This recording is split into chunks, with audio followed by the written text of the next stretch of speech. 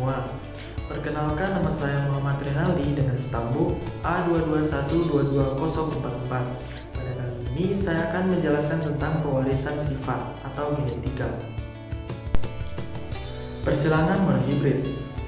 Persilangan monohibrid adalah persilangan dengan satu sifat beda. Maksudnya adalah pada persilangan ini kita hanya memperhatikan satu sifat saja, seperti warna bunga, merah, putih, dan sebagainya, atau bentuk buah, bulat, lonjong, dan sebagainya. Pada persilangan monohibrid berlaku hukum Mendel 1, karena pada saat pembukaan gamet, alel-alel yang sebelumnya berpasangan akan mengalami pemisahan secara bebas dalam dua sel gamet. Secara bebas di sini maksudnya adalah pemisahan kedua alel tersebut tidak dipengaruhi atau mempengaruhi pasangan alel yang lainnya. Mendel melakukan persilangan monohibrid dengan satu sifat beda yang menunjukkan sifat dominasi yang muncul secara penuh dan sifat dominasi yang tidak muncul secara penuh atau intermediate. Persilangan dihibrid. Jika pada persilangan monohibrid kita hanya memperhatikan satu sifat beda saja, maka pada persilangan dihibrid kita akan memperhatikan dua sifat beda, misalnya warna buah dan bentuk buah, warna buah dan rasa buah, dan sebagainya. Pada persilangan dihibrid berlaku hukum 2 Mendel karena pada saat pembukaan F2 alel-alel dari gen yang berbeda akan bergabung atau mengelompok secara bebas saat pembentukan gamet. Penggabungan secara bebas ini maksudnya adalah alel yang satu dapat secara bebas bergabung dengan alel dari gen yang lainnya tanpa adanya syarat tertentu. Cara mempelajari tentang penurunan sifat. Orang tua dengan rambut ikal biasanya memiliki keturunan yang berambut ikal juga. Penyebabnya penurunan sifat atau gen. Hukum mengenai penurunan sifat biasa disebut dengan hukum Mendel. Hereditas atau pewarisan sifat merupakan salah satu cabang ilmu yang mempelajari tentang genetika. Hukum Mendel pertama kali ditemukan oleh seorang biarawan asal Austria, Gregor Johann Mendel. Bersumber dari Encyclopedia Britannica, Mendel pertama kali melakukan percobaan penyilangan pada kacang kapri pada tahun 1854 sampai dengan 1856. Dia memilih kacang sebagai media penelitiannya karena memiliki varietas yang banyak dan berkecambahan biji yang lebih mudah berhasil. Mendel membagi kacang-kacang tersebut ke beberapa kelompok agar mudah menelusuri transmisi karakter kelompok yang dibuat, misalnya tinggi tanaman, tinggi dan pendek, dan warna bunga kacang, ungu atau putih. Pada percobaan pertama, Mendel menyilangkan kacang yang berbunga ungu dan putih.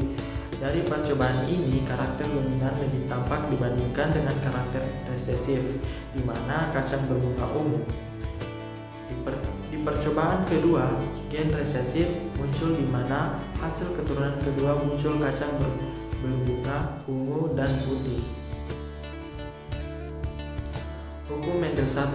Dari percobaan tersebut, Mendel menyimpulkan dua hukum pewarisan sifat, yaitu hukum Mendel 1 dan hukum Mendel 2. Hukum Mendel 1 atau hukum segregasi atau pemisahan mengutip sumber belajar Kemdikbud adalah pemisahan pasangan alel secara bebas pada saat pembelahan meiosis dalam pembentukan gamet. Dalam hukum ini, jumlah kromosom diploid akan diturunkan menjadi haploid. Hukum Mendel 1 berlaku pada persilangan dengan satu sifat beda atau monohibrid. Hukum Mendel 2. Perbedaan hukum Mendel 1 dan 2 adalah sifat yang disilangkan. Pada hukum Mendel 2 bersumber dari Khan Academy, terjadi persilangan antara dua individu yang berbeda dengan dua sifat beda atau dihibrid. Hukum ini juga biasa disebut dengan hukum asortasi atau hukum berpasangan secara bebas.